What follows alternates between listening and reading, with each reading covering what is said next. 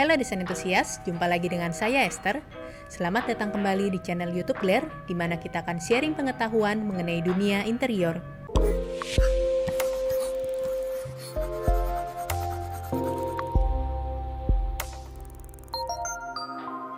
Pemilihan ukuran raks dapat dipengaruhi oleh tujuan desain. Raks bisa berfungsi menjadi titik fokus atau aksen, menyatukan furniture, serta membagi atau memisahkan area pada ruang terbuka sehingga menjadi zona yang berbeda. Semua ditentukan oleh pemilihan ukuran yang tepat dan penempatan posisinya. Pemilihan ukuran raks yang tidak sesuai dapat membuat ruangan terlihat aneh dan tidak proporsional. Raks yang terlalu kecil dapat terlihat tenggelam dalam ruangan, sementara raks yang terlalu besar dapat membuat ruangan terlihat rumit dan penuh. Sehingga penting untuk menyesuaikan ukuran raks dengan ukuran ruangan dan juga furniture, layout, serta bentuknya. Bentuk raks dapat beragam, mengikuti bentuk furniture dan juga ruangan. Namun kali ini kita akan bahas bentuk yang paling umum digunakan, yaitu persegi atau persegi panjang. Untuk ruangan yang paling umum menggunakan raks, seperti living room, dining room, dan juga bedroom. Tidak ada ukuran yang baku untuk raks. Setiap ruangan tentunya memiliki pertimbangan yang berbeda-beda yang harus diperhitungkan dalam menentukan ukuran raks. Kita akan bahas panduannya sehingga kita bisa menentukan sendiri ukuran raks yang tepat sesuai dengan kondisi ruangan masing-masing. Yang pertama, pada living room.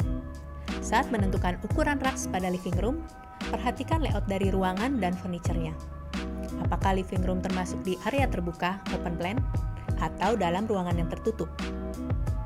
Dalam denah open plan, raks membantu memisahkan area living room, sekaligus meningkatkan akustik ruang, sehingga membutuhkan ukuran raks yang lebih besar.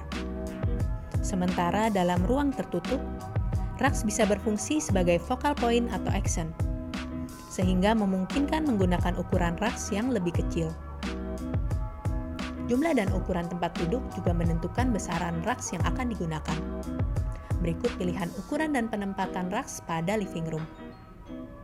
Yang pertama adalah semua furniture berada di atas raks. Cocok untuk ukuran living room yang besar atau living room pada open plan area terbuka. Raks harus cukup besar untuk dapat menampung sebagian besar furniture, aksesoris, dan elemen dekorasi, sehingga memberikan tampilan yang lebih menyatu dan menandakan area yang berbeda. Biasanya raks dilebihkan sekitar 15 hingga 25 cm dari garis terluar furniture. Yang kedua, kaki depan furniture berada di atas raks.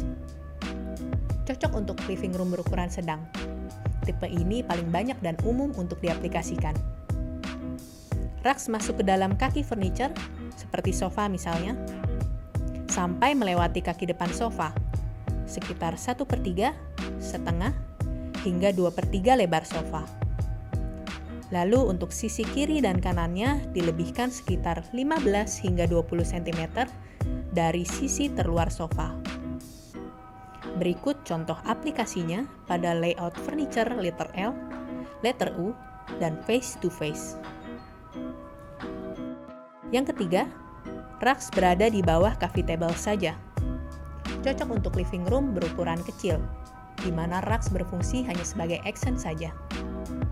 Namun ukuran dan penempatan raks ini agak tricky, karena jika tidak hati-hati, ruangan akan terlihat tidak seimbang. Lebihkan ukuran raks sekitar 20 cm keliling dari ukuran terluar coffee table. Jangan terlalu pas dengan ukuran coffee table. Dan juga harus ada gap yang cukup antara raks dengan sofa agar area tidak terlihat overcrowded, sekitar 20 cm. Kita bisa mengkombinasikannya dengan ukuran raks yang lebih besar pada ruangan yang lebih besar. Yang kedua, pada dining room. Di ruang makan, raks biasanya diletakkan tepat di bawah meja kursi dan di tengah ruangan. Kursi makan harus sepenuhnya berada di atas karpet, dengan space yang cukup agar kursi masih berada di atas raks saat ditarik keluar. Berarti ukuran raks akan lebih besar dari meja makan, sekitar 80 cm di keempat sisinya. Namun sesuaikan kembali dengan besaran kursinya. Berikut contoh aplikasi pada meja makan, dengan 4 kursi, 6 kursi, dan 8 kursi. Umumnya, bentuk meja akan mempengaruhi bentuk raks.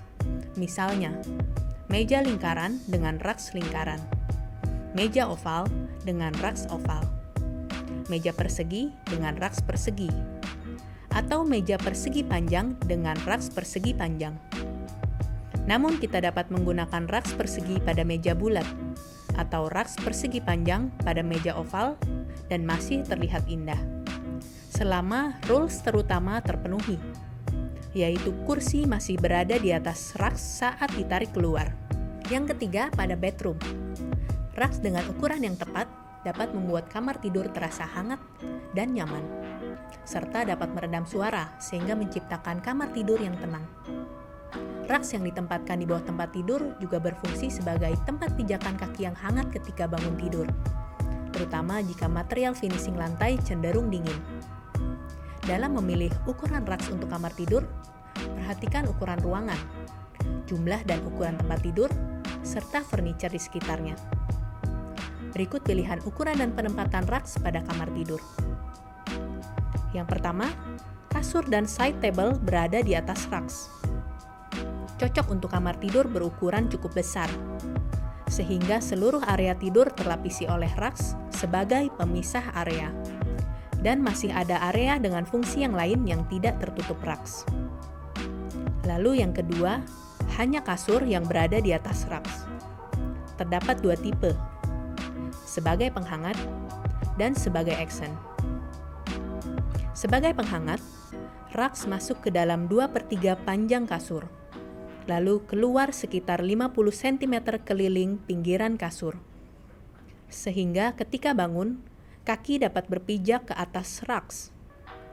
Jika di depan kasur terdapat bench, maka raks dapat dilebihkan sekitar 30-50 cm dari bench, tergantung dari sisa space pada ruangan.